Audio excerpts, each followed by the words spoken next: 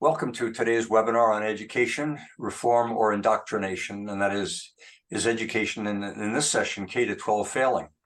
I'll be the host, and the presenter, William Brooks from Halifax, will be discussing changes in education K-12 and the implications for our children and our future.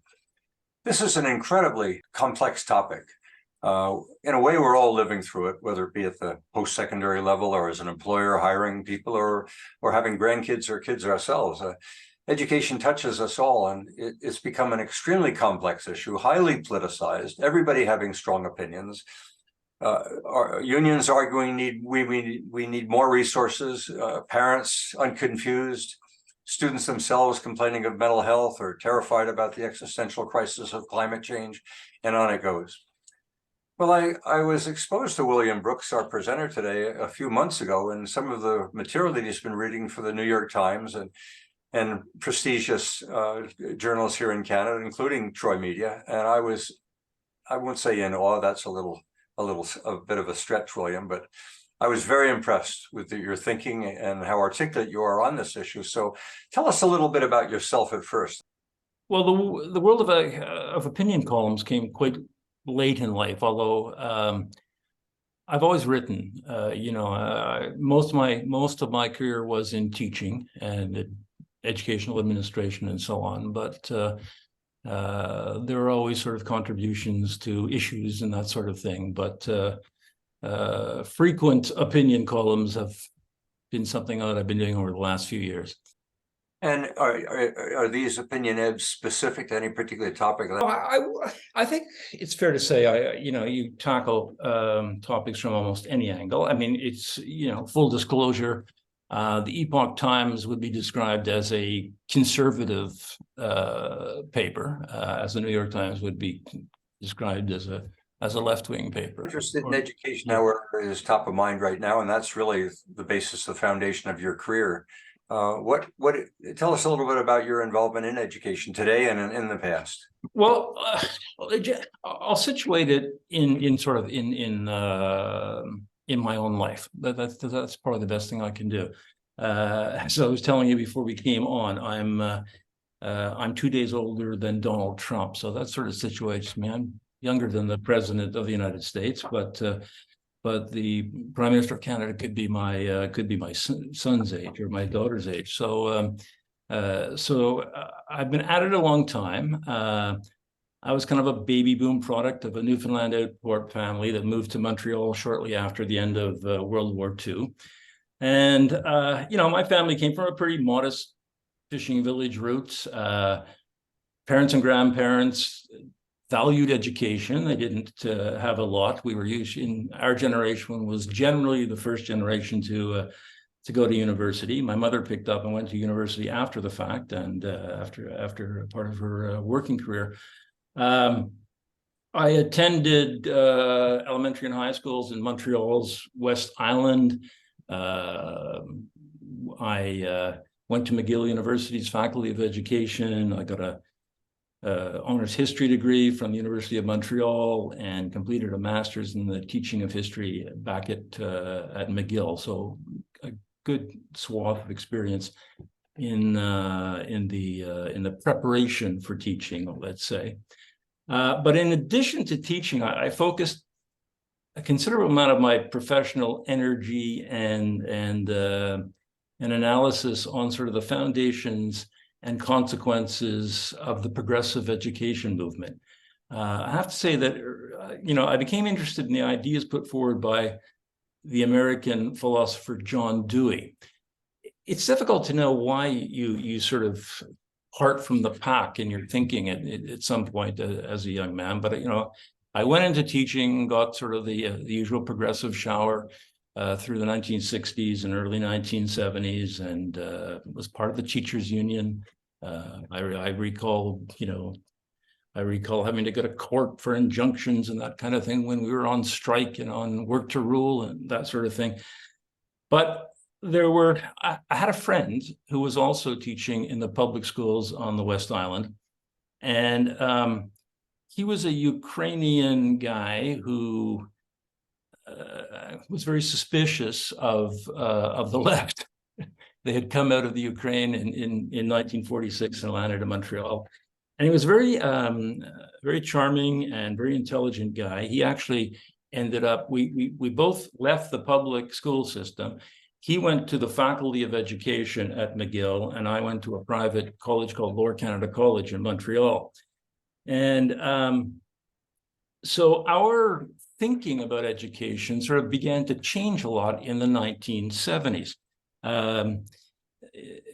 Back then, when we started, there was still a sort of an unresolved debate between so-called traditional teachers and progressive educators. Traditionalists and progressives differed really over the relative importance of, I guess you could say, what to teach versus how to teach, subject content versus process.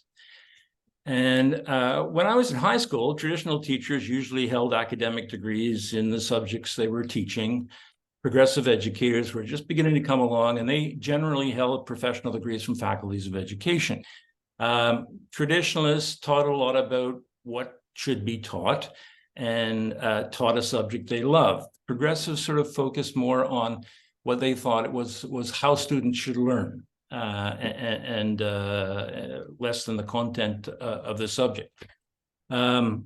Traditionalists tend to be well-read and enjoyed, sharing knowledge with young people. Progressives wanted to sort of organize cooperative learning experiences, produce critical thinking skills, so they said, but the critical thinking that we noticed was always sort of hypercritical of the Western canon. In other words, hypercritical of sort of the, Judeo-Christian religious background. Most schools, as you know, were in North America when settlers began to arrive, were basically church schools or founded by church organizations. That began to change around the American Revolution, when people were more infatuated with reason over faith, and etc. Jefferson, you remember, was a deist, and that sort of began the whole notion of separating church and state, church and school, and so on. But we got a pretty solid form of classical liberal education, the Western canon, a concentration on literacy, mathematics, science, the inductive reasoning, et cetera, et cetera. That all sort of began to end or be at least challenged around I would say the 1930s with the thinking of Dewey. And Dewey's progressivism sort of grew through the 30s and 40s and 50s. And some classical liberal educators pushed back. There was a professor by the name of Hilda Neatby out in Saskatchewan in 1953. And I had no, this book was given to me by a professor at McGill, and said, read this. And he wasn't in the Faculty of Education. I was taking a history course from him downhill. And of course, the Faculty of Education and the history and the academic departments got along like oil and water. So he said, read this book. And the book is called So Little for the Mind. And Neatby sort of eviscerated Dewey's progressivism, saying there was no content, nothing for children really to think about, et cetera, et cetera. So that got me interested sort of in the issue. As I said, the movement was the progressive movement was inspired by Dewey. He was generally known in the States as a pragmatist, but he really did capture the imagination of the American left. And his ideas on democracy and education practically took over teachers' colleges across North America and throughout the world in the 30s and 40s and 50s. The compatibility of his movement with European democratic socialism, the Rousseauians, Froebels, and etc., British Fabians, North American syndicalism, was sort of airtight. There just wasn't much distance between them. So I got interested in Dewey and wanted to do more research on him, and began to do that, and discovered that in large measure, I thought Dewey was really a disciple of Marx, and Dewey's own disciples hijacked the school system through the radical decades of the 20th century. And over the years, progressive teaching practice has sort of, in a sense, dumbed down the humanities, really, curriculum, and at the same time raised the level of radical political consciousness in our schools. And that's really what you're seeing play out in the schools today. They also align with, of course, progressive education faculties, from which they earned, the progressive, from which they gave graduate degrees and qualified teachers for higher salaries, and et cetera, et cetera. So the 70s was a decade in which teaching was transformed really from a low-paying, rather prestigious vocation in a way to a relatively well-paid occupation. I was going to say that, despite one of the problems that you brought up was that despite the almost scientification of education in the form of progressive education, despite higher paid teachers supposedly practicing more scientific methods, et cetera, the academic level in our schools has been tumbling for years. And it's sneaking up. It's not getting any better. It's getting worse. SAT scores, ACT scores are still going down. They're tumbling as fast as the American president on a set of stairs, so people are looking back and saying, what exactly went wrong, and when did it go wrong? Yeah, I was chatting with someone over the golf course this summer that said, and he was a negotiator for the union, saying, teachers are responsible, but they're not accountable. And he was proud to say that, because I was pushing him to say, when do we start seeing a turnaround of this decline that you've noted, of the readiness of students on graduation to go to university, the SAT scores, et cetera. I mean, I can't find indications that we have a system that is responding to what I thought the system existed for, which is a competent student. I think that's the problem. The system really isn't looking to produce what you would think would be competent students anymore. Let me go cast your mind back again to sort of the dawn of the age of Aquarius in the late 1970s. Because the 70s were, I think, I've forgotten who wrote that, but the 70s were really the 60s. We always think about the 60s as the most revolutionary period, but all that stuff didn't really come along until very close to the end of the 60s. The 70s really saw a lot of movement. And there's a quote that I wrote down by this guy was an iconic sort of Quebec novelist. I was in Montreal. I grew up in Montreal after we came there from Newfoundland, by the name of Roger Lemlin. And he's writing in 1979. And he sums up sort of the education situation with a single question. Lemlin says, where is freedom, he asks, when you can't protect your children against Marxist and separatist teachings by some professor, and your children are told that you are a foul bourgeois and an exploiter? So, and now this is a Quebec novelist writing this. In short, he sort of saw that progressive disposition had become the conventional wisdom, and these so-called adolescent critical thinkers were now encouraged to aim their criticism aggressively against all of the sort of targets of the left: Western imperialism, colonialism, oppression, and it virtually has turned the system into, if a teacher goes through a faculty of education they will come out the other side really believing that actual literacy is far less important than political literacy. What do I mean by that? There's a great book by a young guy by the name of James Lindsay. You may have heard of him. And his latest book was called The Marxification of Education, which I grabbed because I was interested in that back in the 1970s.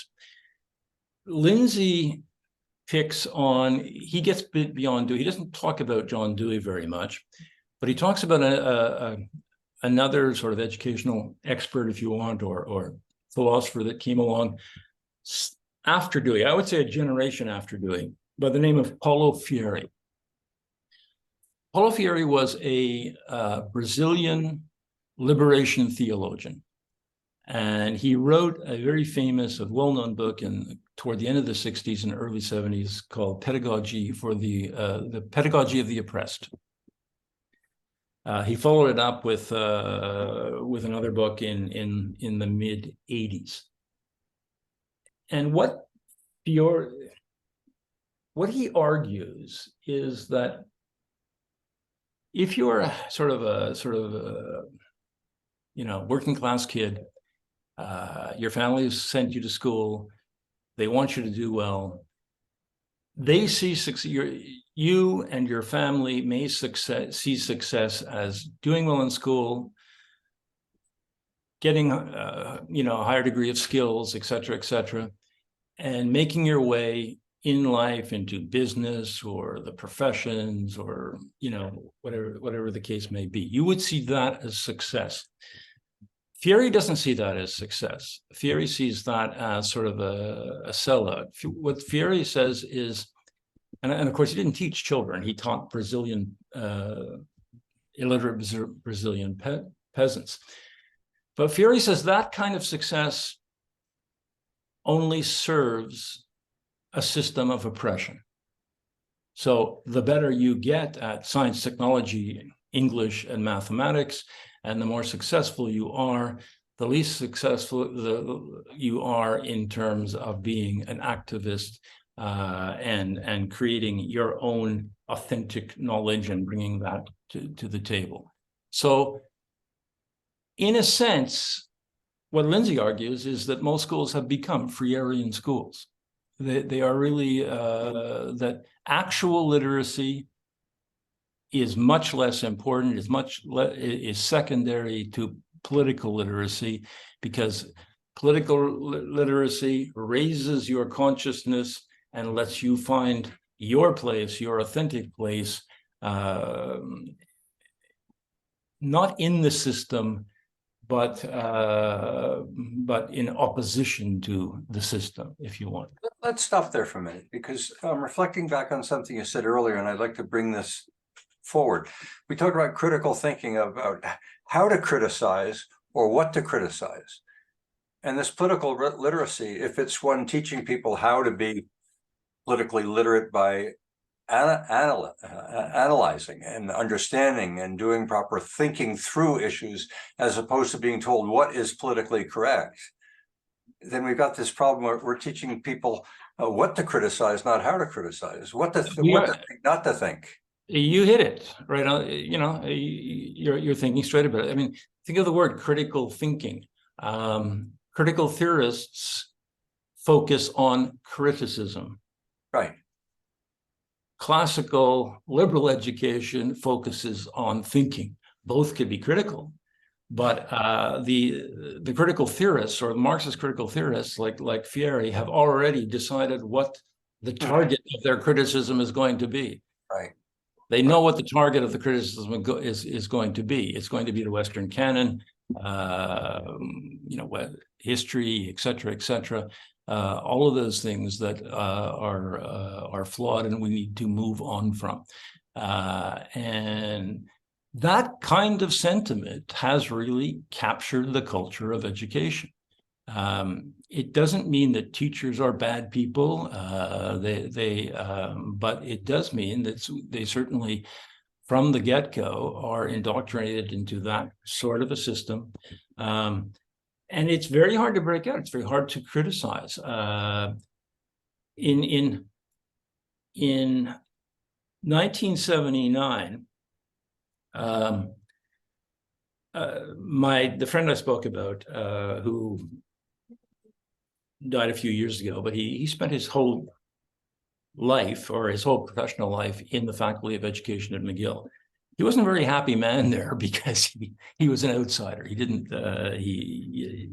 think. But going back to the 70s, we were both, and I'll just show you how this kind of thing hasn't changed one iota. We were both history teachers. We had taught together in the public school system. He'd moved on to McGill. I'd moved on to LCC, or Lower Canada College. And the new Parti Québécois government of Quebec came out with a new history course called Histoire Nationale. And as two former presidents of the Quebec Association of Teachers of History, we had these subject associations that were loosely connected with the unions and that kind of thing. We were asked to do an analysis of the course. It was pretty standard stuff. Government comes out with something, they want to consult teachers and so on and so forth. So we were asked to do a report on this curriculum. Most people were on the same page, and it was nothing unusual. Most teachers were on the same ideological page. So pretty much our colleagues expected that we would have high praise for this new Histoire Nationale, especially since it was to be compulsory and it was going to provide jobs for hundreds of history teachers, because history hadn't been compulsory up to that point. But I guess what our comrades and colleagues didn't realize, that over the years, our thinking had evolved a little bit in a conservative direction, if you want. Or in those days, I would even say you might even call it a liberal direction, a classical liberal direction. And we spent many hours on bar stools going through the history of education and so on together. And so we took a look at this course, and we undertook to examine the course. And what we came out with a report, and we pointed out that the understanding of the history of Quebec and Canada, we pointed out that the authors of the syllabus really had adopted a kind of a dialectical materialist approach based on a Marxist analysis of history. We said there was, first of all, there's no attention at all paid to the impact or value of European settlement, European culture, religions that had built up through customs and laws and ideas in the development of Quebec.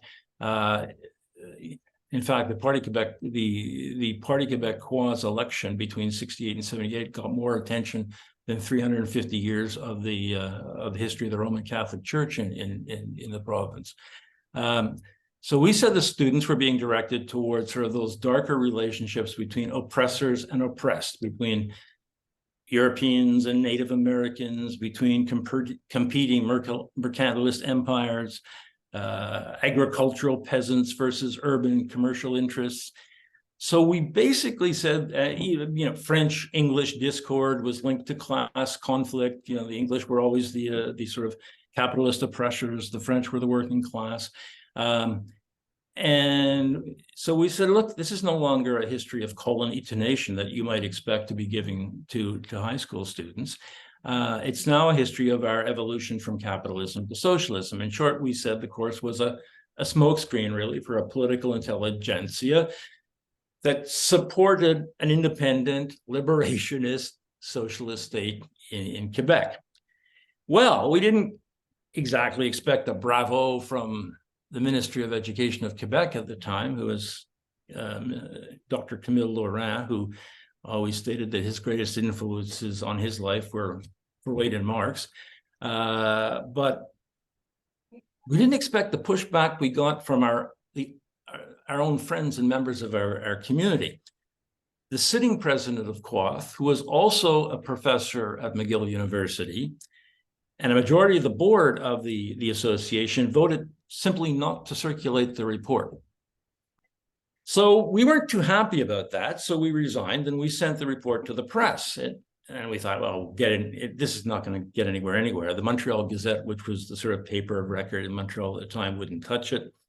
But a little sort of feisty West Island weekly paper, the News and Chronicle, published the whole report. And it was a paper that was, in the West End of Montreal, so it was read a lot by the English community. Then the CBC News got interested in it.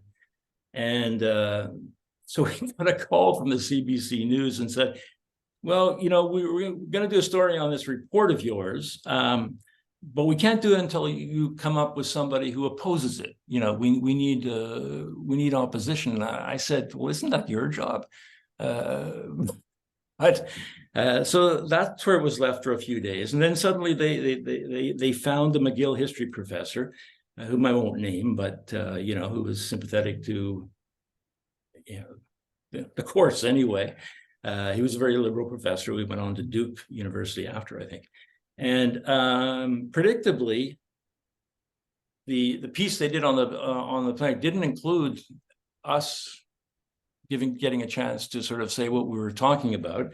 It was a little synopsis of the report that came out looking very sort of Joe McCarthy-ish, and the professor just sort of ended by basically saying we were insane. He said, the analysis was absurd. We were galloping off in all directions. And in other words, we were obviously crazy and didn't deserve an opportunity to make our case in public. That hasn't changed.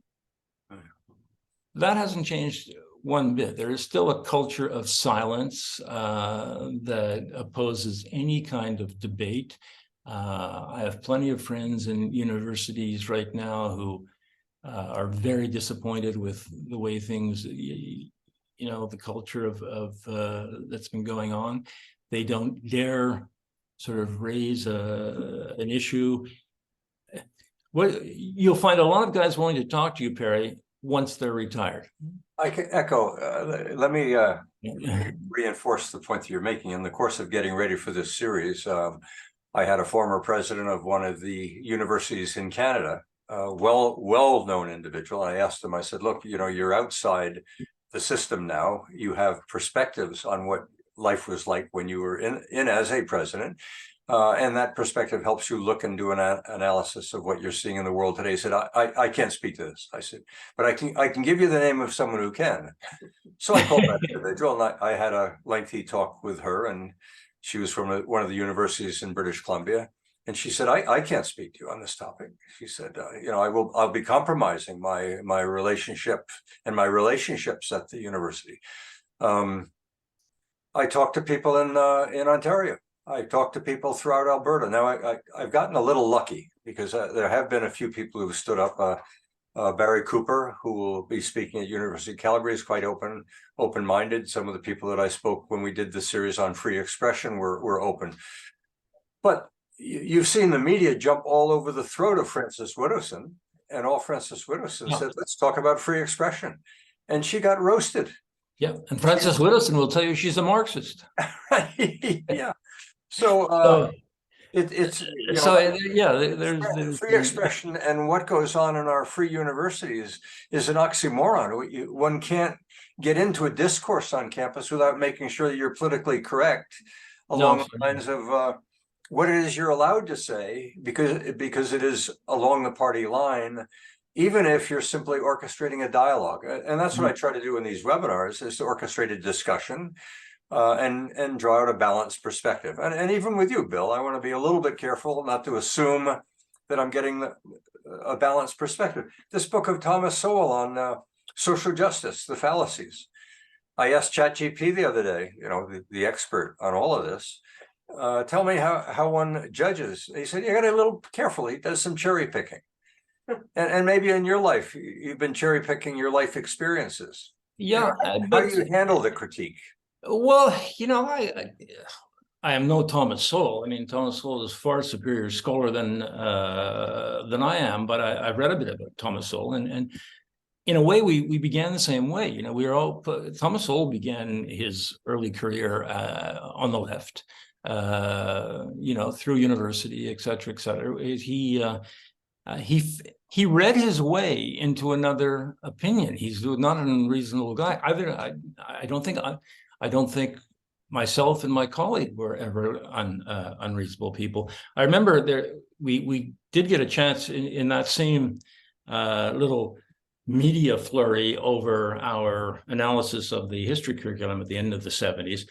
I got a call from a French radio station, and my colleague didn't speak French very much, so I took that one solo, and it was a popular French Quebecois radio host. I can't remember his name now, but we had a little conversation, and he got into that question of, well, where are you coming from? Like, are you saying? I knew the lady very well who had headed up the team that wrote the curriculum. We were very friendly. She asked me, she said, I suppose you're going to, do the usual thing and say there's not enough room for the English, and it's too nationalist. And I said, no, we're not. You have a right to be nationalist. We're just going to point out that it's, I didn't say communist, but but I said that it has a Marxist analysis. And so this guy is interviewing me, and he says, but okay, I understand where you're coming from, oppressor, oppressed, and I get it. This was in French, and he said, but aren't you accusing Madame so and so as being a Marxist? And I said, no, that's not an accusation. It's a description. Right. She has a perfect right to be a Marxist, and to think that way. But other people have a perfect right to point it out and suggest that it may not be a great route for the future of a nation. Let's he finished it off and said, the French guy finished it off and said, yeah, okay, you're right. Sowell wrote I don't usually mark up books, but I felt compelled, and he says at the end of a section on words, deeds, and dangers, he said, what our students will need in order to sort out the new controversial issues, the issues that we haven't yet anticipated that we're moving into, is an education that has equipped them with the intellectual skills, knowledge, and experience to confront and analyze opposing views. So he's saying they need to be schooled in order to do proper thinking about various views, not just one view. Yeah. And subject those views to scrutiny and systemic analysis. That is precisely what they do not get when being indoctrinated with whatever is currently in vogue today. I thought, I don't need to read anything further in that book. If that's the message, I should be terrified. If that's what education is, it's a place of political indoctrination, and the school system, which teaches every kid, because it's a mandatory process in Canada, unless they go charter route.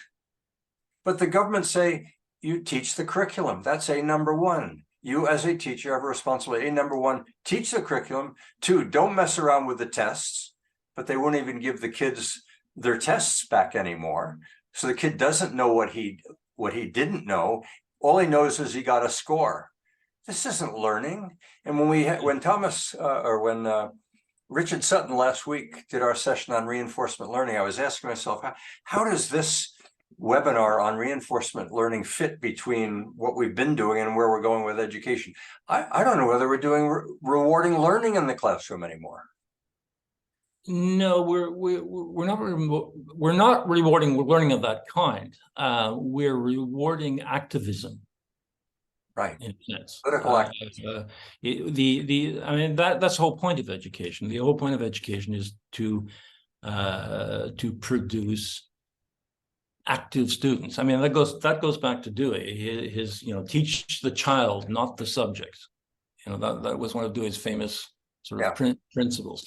But teaching the child usually meant, indoctrinating the child into a sort of worldview that was your own. And it was always a utopian worldview that would never arrive, but it sort of left. I mean, we think of education for underprivileged kids or kids in sort of lower economic status as a humanitarian gesture. We think of public education that way. We say, look, to do the human thing, you got to give everybody a chance. And everybody should have a chance to acquire the kind of skills of the literacy, the mathematical knowledge, and et cetera, that could give them a chance to improve their lives, to flourish. The Fiorean school, that's what Lindsay says we're all going to now, or all the kids are going to now, thinks of, they're not interested in that humanitarian thing. They're interested in what they call a humanizing experience. It's very different. In other words, what they say is, wait a second, if these people are in some way marginalized, it's not about giving them to the ability to become, to fit into the system. It's finding a voice in which they can oppose the system and become active opponents of the system, because the system has to come down. The system has to be changed. We're headed toward a new utopia. That pursuit of equity means we've all got to get dumbed down to a level that we can all, we got an average IQ of 100, 50% have a higher and 50% have a lower. We need to bring the 50% above that would be in the elite down to a level where we're all going to be equal at 100 or lower. And of course, they would say to you, well, no, that's not, you don't understand, Perry. That's you're talking about fitting kids into a system and having them improve within the system and learn within the system. We're talking about opposition to the system, deconstructing the system, denouncing the system and bringing it down. We're talking about authentic knowledge, not, you have a way of knowing, and your way of knowing happens to be in power, have a certain amount of power right now. We need to challenge that power by bringing in alternative ways of knowing. Everybody has a way of knowing. You've heard those phrases, like lately, I've heard a few of my, one guy got himself in trouble at a university down here by objecting to a paper on Indigenous ways of knowing. And Indigenous people have ways of knowing, but they're not, they may not be, they might not improve the lives of Indigenous people as they move through life. They do sort of use people in a way. Let's jump into affirmative action for a moment, which is a strong position of those that believe we can make a better world by making sure everybody has access. And so we're going to introduce students who may not have the same privilege in their schooling, and we'll give them equal access to college. Mm-hmm. And then we find out that 80% of them fail because they don't have the preparation. So Supreme Court of the United States, while not taking a position on affirmative action, and the research that was done, I gather, in California, it said, we've got a serious problem. We're bringing kids into the system that are not ready for that. What we should be doing is bringing them into systems where they fit and giving them opportunity at a different level. But Berkeley acknowledged that 80% of the students that are bringing into affirmative action never graduated. Is that helping? Well, I think those poor kids never really got the education they needed, because it's another socialist. It's associated. They've got that sort of active from Marx to Dewey to Paulo Freire, etc. So if you've gone through high school and you've eaten this stuff up and been told all the way through high school that listen, that boring sort of European canon is really. Do you remember? I think it was something like 1987 when Jesse Jackson marched through Stanford University with a group of about 500 students yelling, "Hey, hey, ho, ho! Western Civ has got to go," because Stanford was going to bring in a course on Western study of Western civilization. That's about it. If you convince people that they shouldn't take part, and then affirm them into university, where they've got, professors waiting for them to take part, and they haven't had the preparation that's been required up to that, they're going to become very frustrated. They're going to fail, and either either they fail and become frustrated, or the universities have to change. And you know what the result, you pretty much know. That process underway. I mean, we're seeing kids today, and I'm not saying that this is in volume, but it's significant enough to be of concern, who don't know their geography, who don't know their history, who don't know their times table in high school. Now, some of them have graduated because of COVID, and they've been moved on regardless of competencies, and then told they're failing in the subsequent grade, and the parents are upset. And so when I talked to some politicians about this issue, they said, we couldn't tell parents that their kids are all going to fail. We had to move them on. Well, then maybe they should have changed the curriculum and brought the curriculum forward. I mean, the system doesn't seem to have any appreciation of the consequences of what they're doing to the individual in their life on any other scale other than we want activists. No, it's chaotic, and it's creating frustrated young people who, pay large amounts of money for university educations that lead nowhere.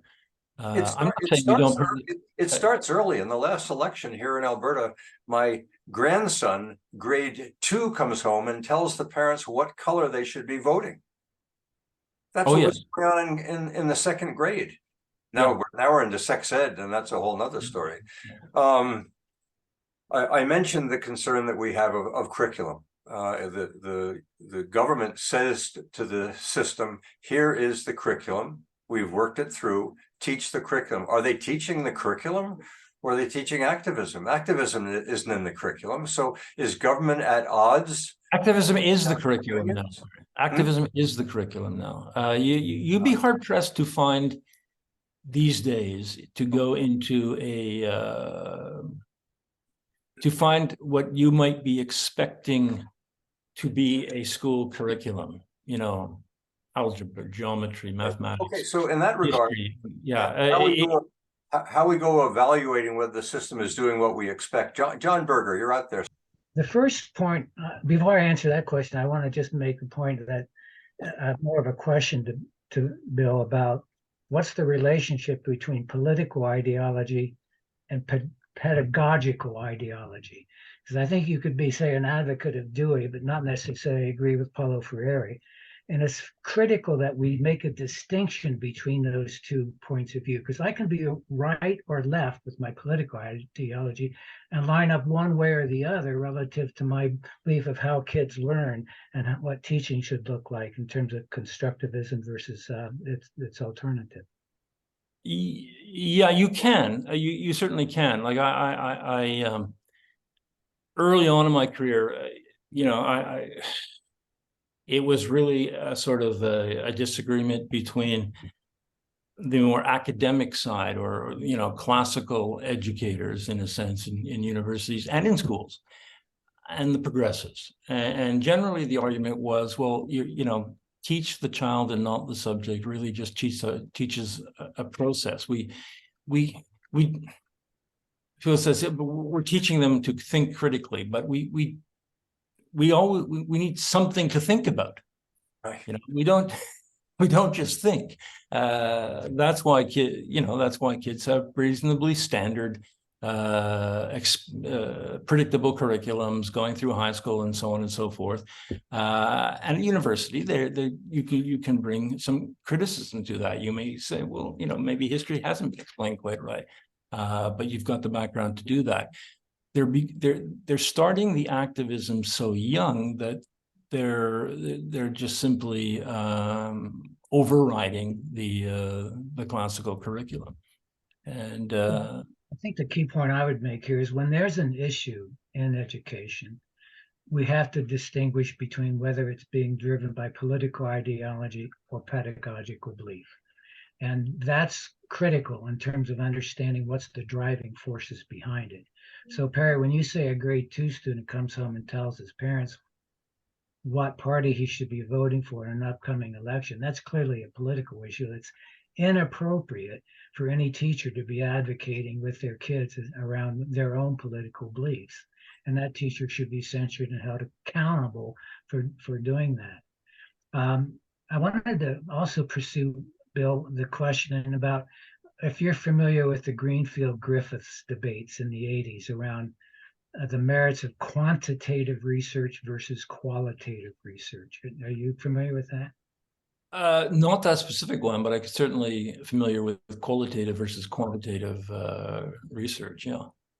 Because I would argue that the results of those debates in the 80s moved Canadian post-secondary faculties of education away from quantitative research, almost exclusively the qualitative research, with the results that when, Perry, you said you asked a teacher or an educator about accountability versus responsibility, and they said they're responsible but not accountable. Right. And I think that's a critical observation, because this whole shift to qualitative research has resulted in probably now multiple generations of educators with very, very few skills when it comes to assessment, data analysis, and applied research, with the result that today it's almost a moot point as to whether constructivism is working or not, because we don't know. The data is not there. The skill sets are not there. So if we wonder why is the education system, wandering in the wilderness, it's because there's no direction, no empirically based direction as to what's working in education. And that's a huge criticism that goes well beyond any ideological or pedagogical issues, and it fundamentally undermines the education system in Canada. The States is a little bit ahead of us because they haven't shifted away from quantitative research, and they may invest more in quantitative applied research, but their political system is so fraught with politics driving the education system more than anything else that even they, I think, are suffering in the quandary of what's working in education. If also you're talking about qualitative versus quantitative assessment of students' performance too, there's definitely been a move away from the kind of testing that we used to be used to, where students had to produce a coherent essay, for example, in literature or history or philosophy. They went very much into the multiple choice answers by the 1980s and 1990s in high school leaving exams, the advanced placement exams. The advanced placement usually had an essay component, but and those they called objective, I suppose, but the kids kept failing them, and then they just. John, your field of research and your field of your career really has been in evaluation and assessment and education. Do people listen to you? Where are you coming from? Well, I'm coming from having spent 23 years in the Ministry of Education, 10 of which was with the Accountability and Reporting Division, which was eliminated, wiped off the org chart. Way to go, John. And why did that happen? Because we were resisting the Alberta Teachers Association efforts to eliminate the grade 3 achievement test. Mm-hmm. The ATM, Jim Dewey, had his position wiped out because he wasn't willing to bow down essentially to the ATA's efforts to eliminate grade 3 achievement tests. In all fairness, why did they want to abandon it? Let's assume there might have been some logic behind this. Let's hear what the logic was, if you can portray it accurately. The logic can be traced back to the ATA's policy on assessment, which says the teacher, the classroom teacher, is solely responsible for assessment. They and only they should have access and control the data that's generated from classroom assessment, and they don't see value in the role of the states, especially in grade 3 assessment, which they argue was problematic for students' self-concept more than anything else. Yeah, nature. And that's the argument of Dewey and Freire. Basically, we are talking about traditional ways of knowing and traditional ways of assessment.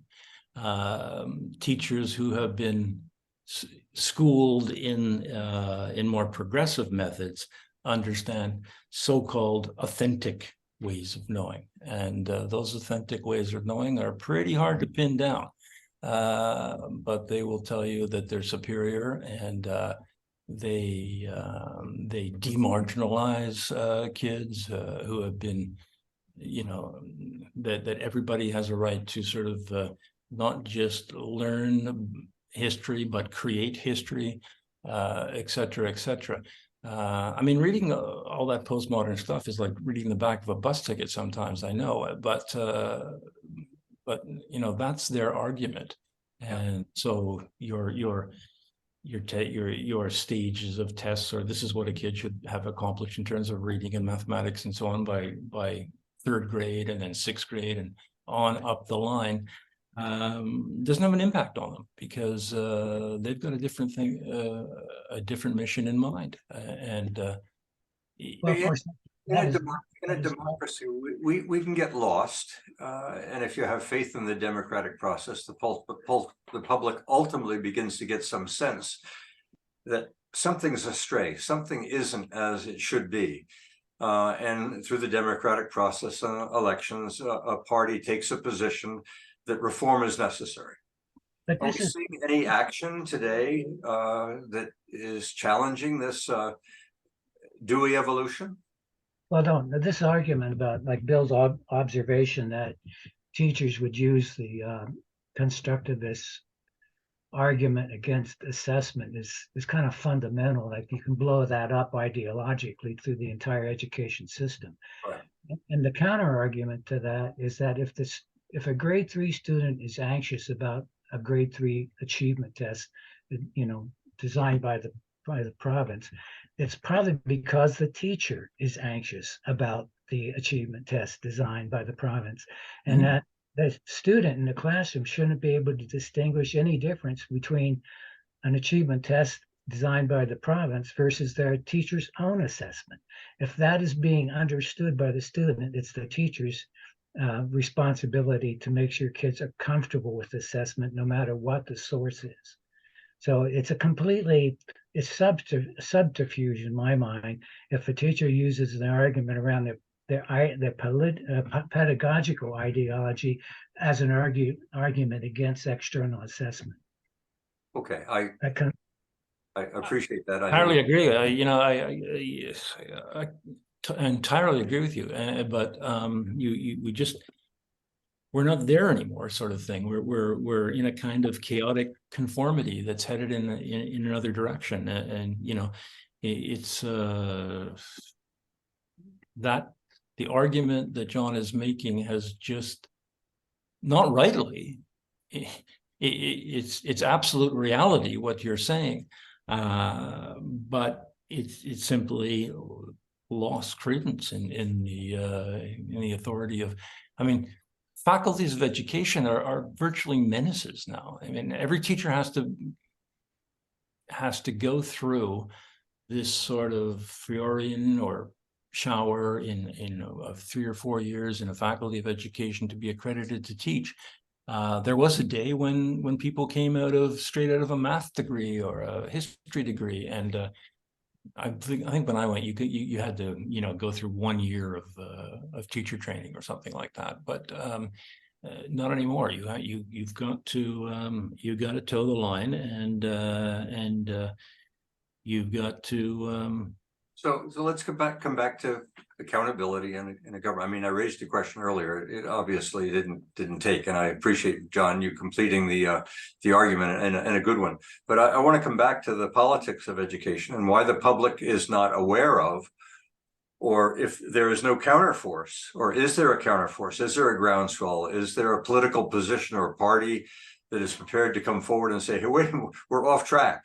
We're not getting what we expect in the corporate sector, or we're not getting what we expect among the homeless, or we're not getting what we need in the healthcare system. I mean, this is fundamental to the way a democracy functions. Is there a counterforce beginning? Is there a groundswell? I think we're getting closer to that, because it was very difficult 20, 30, 40 years ago to raise these kind of issues, like the issue I raised about the history curriculum. Most parents would say, who cares what you're teaching in history? And did my kid get an 80 or not? Is he going to move on? And I'm really not interested. And didn't really, not that they couldn't have seen the ramifications, but those kind of things weren't driven. weren't driven home. I used to say to the parents when they came into Lower Canada College, look, I'm kind of like a direct instructor. So if you got any objections to that, and I never had any objections because people that's fine. I said, it's not going to be education through mutual ignorance, but it's not it's not a constant lecture. It's a direct instruction, Socratic questioning. The book should be coming home now and then. There's some reading involved and so on, and they'll come out reasonably well prepared to cope with university entrance.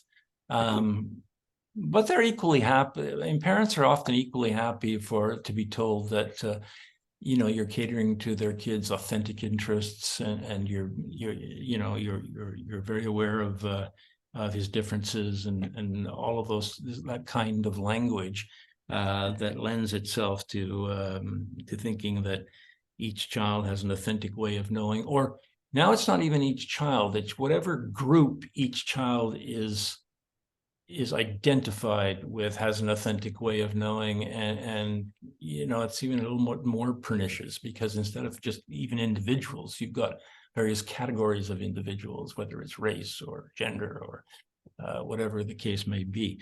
So it's horribly confusing to people. But the point is, schools are drivers of culture, and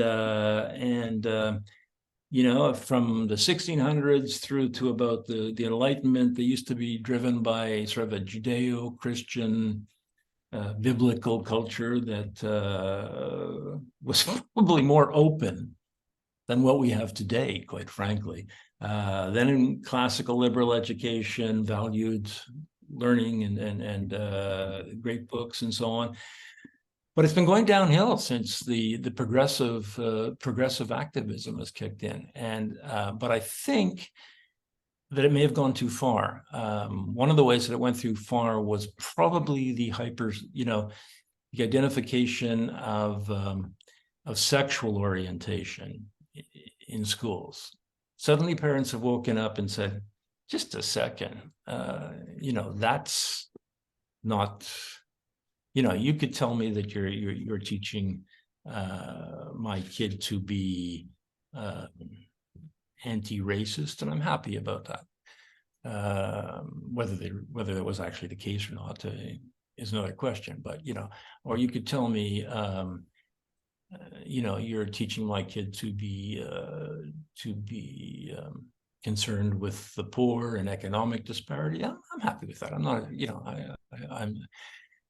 But I kind of draw the line at you interfering in the sexual life of my 6-year-old or 8-year-old or 9-year-old and 12-year-old, and you've seen an enormous explosion of objection to that. And I think it's sort of brought attention to what the Freirean school is. It is it's there to deconstruct Western culture. Yeah, the area of science and politics. I mean, there's a book over here of the deadly rise of anti-science. I mean, is that part of the game? Is if there's an authority out there that may be a challenging authority, do we undermine the authority and get rid of it and say this is irrelevant? It's not aligned with our mission. You've got to be aligned with the Marxian theology. It's a religion. That's the point. I think it's very attractive because it tells you that your truth has been ignored, and your truth deserves a better hearing.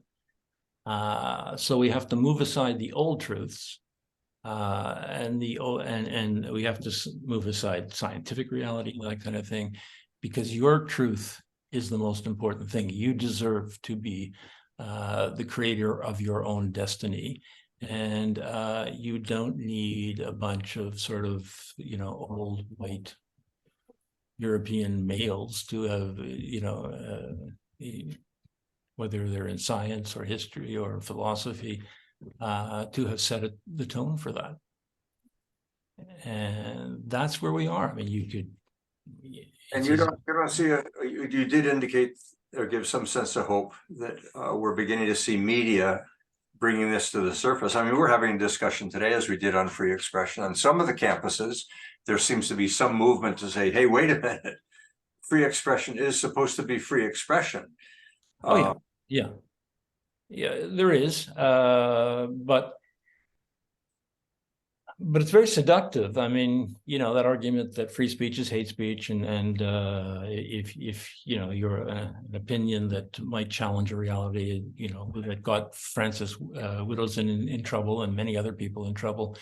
Even Wendy, you remember Wendy Mesley, the CBC reporter, of all people, a CBC columnist slipped up and named the title of Pierre Vallière's famous Marxist sort of revolutionary tract from Quebec in the 1970s, which was Nègre Blanche de l'Amérique, and used the N-word. The N-word is in the title. So boom, off. So that's not exactly, not a lot of room for discussion when you're that easily, well, are they that easily triggered, or is it just, is that an expression of kind of power? I'm going to draw Randall out just a second, but I'd like you to address parenting for a moment. I mean, the teacher's got the kids now, what, 6 to 8 hours? The parent maybe sees them for a couple of hours. Does a parent really have a chance to be an educator anymore with their children? They're out to work. We're after equity in the world at large. So we have women in the workforce. We've got small families, low birth rates. The family as a relevant element to help coach and set the tone or the values or the faith or the beliefs in the family seems to be secondary to what's going on with the teacher. The teacher has the time. The school is the family. I've had social work department down at University of Calgary say the family is archaic. The sooner the state steps in and sets up daycare and sets up fostering options for families that are failing to provide shelter, sustenance, and safety, the better. I couldn't believe that viewpoint. That was 30 years ago, but we seem to have evolved or drifted into this without a revolution. It just happened. Go ahead, Randall. Well, I've been thinking that we need to look at the bigger picture again, that the kinds of anxieties, background anxieties that are driving this education and school systems, it's the same anxieties driving all the other institutions and organizations, the marketplace. And it might be time to really do a paradigm shift in the way we think about education. As the world becomes more complex, maybe the institutions that we're having here are not sufficient to manage that complexity. And maybe what we need is a kind of paradigm shift that took place at the beginning with the introduction of the modern university in northern Italy, what is in the 1600s, or public education as it was introduced in England in around 1820 or so. This kind of change on a grand scale to really rethink the way we do education and do it in a way that's more integrated into our lives meaningfully. And I'm, of course, an advocate for systems thinking because we are systems. We're made up of systems and we're embedded in systems. And most people probably don't even understand what a feedback loop is, although we do it every instant of our day. But if we could start with educating ourselves about how systems work, then we're instantly simplifying a lot of the complexities that are driving the anxieties. We're better able to then sort out our world and find certainty and simplicity within the chaos, the apparent and superficial chaos and uncertainties. Be able better to navigate our personal ways through the apparent complexities of our world. So I'm not sure what that would look like, but it would require a wholesale rethinking of the learning process. Mm-hmm. I mean, the madness, we seem to be struck with the madness more in the West than the rest of the world. You know, if you look at, teachers will come from places like India, and we're extremely concerned about class size. Remember that issue? You know, how big is the class? It can't be, because it has to be personal education. And they'll come from second and third world countries who basically use direct instruction, memorization and that kind of thing, and produce some pretty sharp kids who are able to seamlessly enter our university systems, probably better than our own products. Not all of them, but many of them. Many of them excel.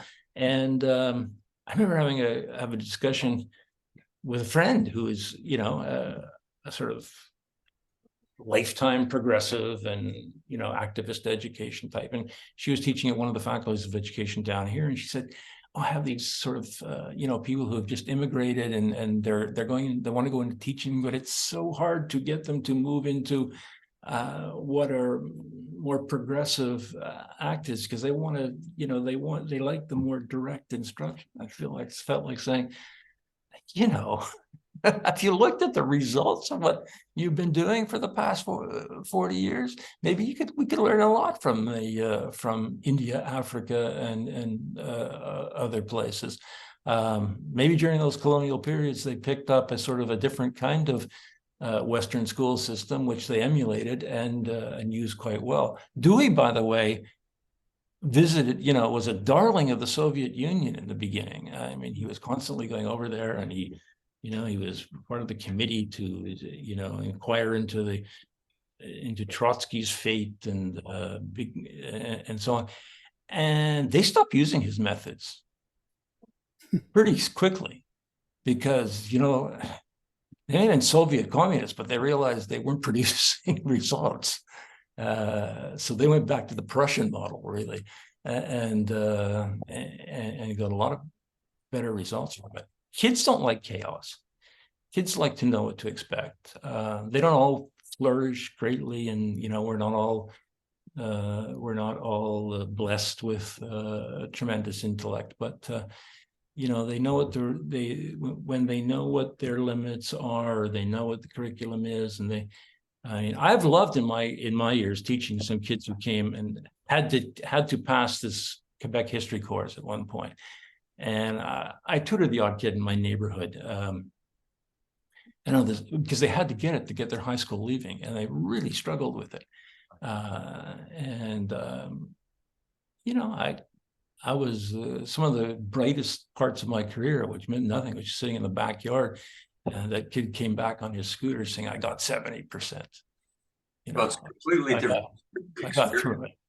To educate one-on-one than it is to educate in the classroom of 30. And I, as many of you know, I have a close affiliation with the tutoring company. It's magical. I mean, what the experiences that students go through when they're in a tutoring experience versus what goes on in that classroom, which is almost demeaning, and how they come out of the tutoring experience with an appreciation of learning, not just the content, but what that clinical process is about turning on that light or getting engaged and really, I, as a student, can learn. And what learning is not just reiterating the political doctrine, but to be able to assess and study that. Now, the company that I'm thinking was telling me recently that 3-4 years ago, when students would bring in an essay that they needed to be working on, and he would help them work through how to think through putting an argument together. He said, it's failing now. He said, I have to tell them how to make the argument for climate change. I have to tell them how to make the argument for socialism. I have to tell them how to write history in such a way that is conforming with a new curriculum. He said, the world has changed in 4 short years in Alberta. Is that a surprise, William? Am I being hoodwinked by this particular company? Or is that a reality that's out there? No, I think that's, I guess my only point was the reality has sort of, the failure of education has been like bankruptcy, right? It comes on slowly and then all of a sudden, and I think we've really seen an acceleration of the test, failures in test scores and kids who can't read or write, and even very bright parents don't seem to know how to speak up against the system. I can't see. It's very seductive, Perry. Like I could make this kind of an argument, and a lot of business guys would say, smart business guys say, well, yeah, but I really never liked history class, or I'm an active guy, and so I kind of sympathize with that, and it's fair enough. But you may be robbed. Maybe you robbed yourself of something more you could have had, or whatever the case may be. But it's a very seductive and it can be a very manipulative process. May I intervene again? We've had this concept of the jug and mug, filling the kids with knowledge, Yeah. right? Yeah. Which in the classroom, it's mass production. Knowledge is knowledge. All these kids are expected to pick it up as you go. You don't have to individualize it. And yet that is a mass production approach. Whereas as individual learners, every kid actually learns best by mimicking and doing, being more interactive. But of course, in a class of 30, you can't really do that. So in order to manage the differences among our students, they had to kind of treat them all like they're the same person. And in the university, you pack a lecture theater with 500 people. At that point, maybe it doesn't matter. But when it's kids, they learn best by interacting with reality, which means personalized, one-on-one understanding of goals, experiments, and feedback, and developing a feedback loop there where they can become learners. That's exactly Paulo Freire's argument. He doesn't use the pouring the jug. He uses the banking system of education. In other words, you're just traditional education just banks knowledge, which you're supposed to be able to draw on later, but you never can. Others have called it the nutritional system, and so on. And authentic learning is active and one-on-one and engagement and that kind of thing. Where do you go? Like, how do you, what is that child going to bring to the table? It's Freire says all education should be dialogical. In other words, the teacher shouldn't really feel that they know much more than the student. The student can bring creative things to the teacher. It all sounds terrifically beautiful in a way, and it is extremely seductive. And I can tell you right now, when I started my career, I remember the first year I taught in an elementary school. I went back to school. I came out with a diploma, and I think it was around 1968. And in those days, sort of people would come around to check your teaching in a year, like some sort of government supervisor. And I remember it was a Catholic school. I wasn't Catholic, but I just happened to get a job in a Catholic school. So I was doing a math lesson, and I thought, I'm going to show him. I had all the kids in groups, and I would just circulate to the tables and, say, what about this or what about that? And he went down to my principal. He said, I can't okay that. He didn't teach. So I had to wait, and he came back for a history lesson, which I stood and delivered. Remember that movie, Stand and Deliver? I recall that movie. I can't remember the actor's name, but he was a math teacher, and he had a class that he was trying to get through the SAT calculus course, and they weren't terribly bright kids or anything like that, and he just gave himself a heart attack in front of that class, and both combining it with instruction and then direct help and so on and so forth, and poured everything you can, and every one of those kids passed. And the SAT system came back and tried to say that they must have cheated.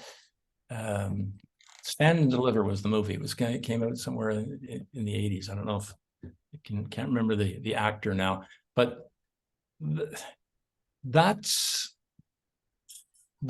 the sort of seductive drawing in that Well, this discovery learning was seductive. That we're not going to teach kids the linear way to go about doing arithmetic. We're going to teach them how to discover that 1 and 1 equals 2. I mean, this is very seductive to buy into that. I'm going to embrace that individual, and I'm going to show them how they can on their own find their way. The thing is, it didn't work. And the research that followed after that Boston bullshit said this doesn't work. And yet the reality is the system went in that direction. Parents don't know how to teach discovery learning. So the parents are irrelevant to a school system that says discovery learning is the vehicle, as if somehow, I mean, I can see its application in some areas, but it seems to have dominated the entire curriculum. Go ahead, John. I really like Randall's concept of some restructuring of the education system, because if we look at each of the stakeholder groups, probably in any province, each of the stakeholders, whether it's the Teachers Association, the Superintendents Association, or some other structure, the Parents Association, they all have a certain amount of self-interest in not rocking the boat very much. In fact, I ran across the concept the other day that I thought fit the College of Alberta School Superintendents Organization particularly well. It's called toxic positivity, where you create a certain culture within your organization where what's valued is positivism, the comments around what is working so well, and no critical analysis of what is not working so well. So in Randall's idea of restructuring the education system, I want to pose the question, would it be possible to create an entity that's primary purpose was to raise the hard questions, to challenge the various stakeholder groups and the public to consistently look at what is working, what is not working, what's the data, the empirical basis for drawing conclusions, and what does that imply relative to structures and downstream decision making. That's what's lacking in my view. Randall, you want your thoughts on that maybe? I just think a political party could run on a platform that it's time to and it's necessary, and here are some of the features of a restructured educational system with the new mission. It's theoretically possible to look at the individual human being like any animal and identify it as a learning system. That's what we really are. And I discovered that when I was a teenager, when I came up with the idea that I think, therefore I am. We are thinking beings, and the biggest part of that is learning. You're avoiding the question. I mean, we may all be thinking individuals, but when I go to the voting booth, I'm going to pass. I'm going to give a pass to a party that says it's time to restructure, or I'm not. And I'm not sure that Joe Q. Public today, as a thinking individual who has all of the features that you've talked about, has today become convinced that their kids don't have a future and a society as we have known it is at risk. A lot of people are very upset with the mismatches they see everywhere. People are frustrated because they're not making the progress that they want, or they're not. And if that was true, a political party would emerge. It says, I'm going to get more votes by talking about reform and challenging the unions, which have been bringing the parties to into the dome today. I mean, your unions of healthcare and your unions of education are running the show today. What I'm trying to get at, though, as a model for societal collective learning and intelligence, is to take the biological unit of the human being and take what their natural processes are and think of it as a fractal extrapolation of the patterns of learning, reflect the basic ways humans think and learn. Richard Sutton said as much when he said we've got reinforcement learning is fundamental to the advancement of artificial intelligence. And yet I look in the classroom and I don't see learning being rewarded.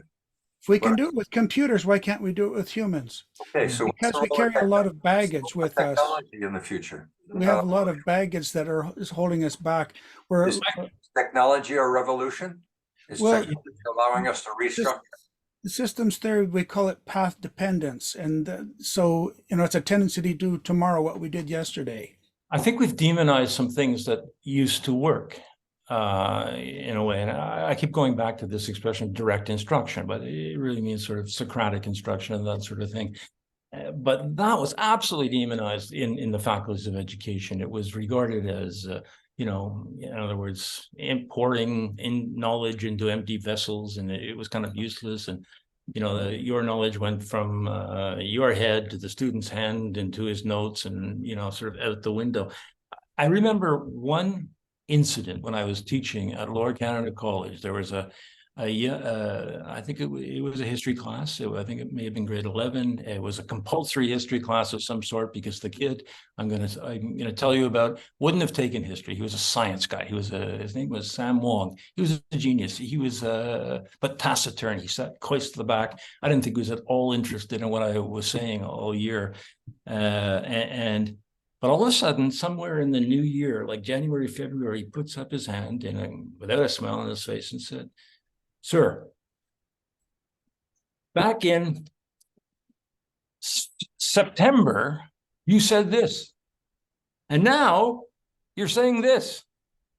And I thought, well, my God, thank you, Sam.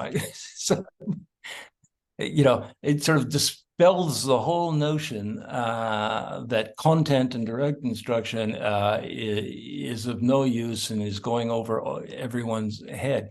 If kids can be, when we want a food recipe or a football coach wants to win a game, we're all ready for sort of direct sort of instruction, and then think about it. If it doesn't work, you go back to the drawing board. But we think that that mathematics or English or history or geometry or technology, you can't begin that way. And I just think it's a formula for disaster. We have no idea. It's chaotic. We have no idea where it's going. I spent a couple of hours yesterday in a steel manufacturing plant. And I asked the managers, I said, what's your background? He said, well, we were each welders. They knew the times table. They knew geography. They had fundamental, their cup was full. They had just enough what they needed to build these, and they're each well-heeled, and I'm sure they're good parents as well. But they're teaching them some pretty fundamental and pretty basic stuff. I hope all parents, or most parents, or some parents have that capability of still believing that the rhetoric and the dialogue and the alignment of a political position is not necessarily the future for their kids. That the times table still counts. That knowing where you're and knowing how to navigate a map is still important. Okay, we're just about at time. I'm going to look around and see if we've got any last minute points or questions. John, I'm going to ask you if you have any additional points you want to make. I too like, by the way, Randall, your argument about restructuring. I think in a world of rapid change, we have always argued that a world of rapid change, the one thing you want to count on is rapid knowledge and continuous learning. But if what we're learning, as Sewell pointed out, is stuff for today, are we really teaching people what they're going to need for tomorrow? No, they're not. So teach them learning. John. Randall's comment made me think that there's value in when you're thinking restructuring, think from both perspectives, the bottom up, which would be the individual capacity argument, and then top down, which is more the structural argument. And I think both have merit, and where they meet in the middle would be the real, payoff in terms of how would you restructure the education system, because it definitely needs some restructuring right now. And I would argue that the lack of empiricism, the lack of accountability are major flaws that have to be corrected. So I'll leave it at that. I hear all this talk and everything like that. And of course, a lot of it I've never really had to rub shoulders with before. But one of the things that sort of interests me is people say, oh yeah, it's Marxist, or he's Marxist, or they're Marxist, or he's like Paulo Freire, he's a Marxist, and so that just sort of dismisses everything that he did. In the case with Paulo Freire, he was really quite a remarkable, almost revolutionary in education at his time. And I at what time was looking at him very seriously. And I really hate this idea that he's just dismissed as a Marxist. And that sort of bothers me. Anyway, that's just sort of a comment. Well, he describes himself as a Marxist. Yeah, but what is that? What does that mean? Basically means a dialectical approach to knowledge. It's always, here's a thesis, here's an antithesis, and here's a new synthesis. Now let's start again. And it's permanent revolution. But, it's an analysis of our economy. that I find is appealing in places, where he has managed to. I don't think Marx was at all stupid. He identified The things. misalignments. Yeah, He identified what? Sorry. misalignments in the economy. He identified certain elements of exploitation. But I think a lot of people get mixed up with the Communist Manifesto, right? And they think that, oh yeah, this is what it's all about. But Marx was actually, his analysis was very, very instructive in a lot of ways in helping us understand where we are today, where he thinks that our system is unsustainable. And that Marx may end up being right, that we end up just blowing ourselves up. I don't know. Well, You guys are the academics. He wasn't right about Russia. He wasn't right about China. He wasn't right about Cuba. He wasn't right about Venezuela. Well, you could argue China, right? You could argue China. Or you could argue Canada for that matter. The way it's Canada for that matter, I suppose. Yeah. And of course, it depends on what kind of a society you're looking to build and sustain. Oh yeah, I don't want China, that's for sure. the dialogue is often between the capacity to recognize that you as an individual should have certain freedoms in order to express yourself, whereas the state often becomes intolerant. So it's going to be a balance. And I think the point that you're making that I can accept is I think Marx does make some observations that in excess, we're going to have a problem. Capitalism in excess can be very problematic, just as Marxism ultimately becomes totalitarianism, or socialism can become a problem too. We're looking for a balance. The welfare state as it's evolved has been a blending of both of these forces. And what dialogues that we're having about is when it becomes excessive, when it becomes a doctrine, when you're indoctrinated that this is right and will be right forever. Oh yeah, no, I'm not advocating anything like that. Okay. No, I'm just wanting to understand when people label Marxism, what they understand about what Marxism means, you know. That's I think I know exactly what Marxism means, and I recognize that Marx did identify flaws during the Industrial Revolution and so on, but The solution was not what's the necessary. solution it never ended with the withering away of the state and a worldwide borderless I think the point that utopia. I appreciate, Tom, is that Marx felt that the state would ultimately wither away, and what we're seeing is a state becoming ever more powerful, and that's where the force seems to be coming from. And you know, some parties argue smaller government is a better one, and some will argue bigger, and maybe it isn't size that's relevant anyway. Thank you very, very much. Any closing observations? No, it's great to be with all of you guys. I mean, I'm glad it's nice to be with a group that isn't in agreement one way or another, because it sort of tests some of the things you think about. And I don't know if anything's going to, you know, with the new school board, people going up to the school boards and that sort of thing. But the issues are very single. I think education is, you know, absolutely central to culture, and if we don't begin to get it straight, we may end up with the kind of culture that we're beginning to see emerge, which nobody's really terribly excited about, like shutting thinking down.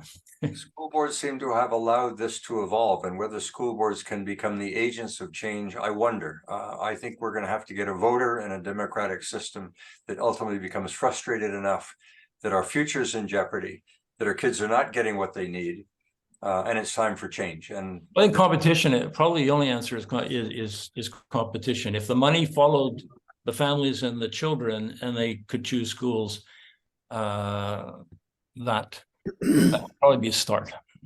Yay for vouchers. Okay, thank you very much. We can call it a day.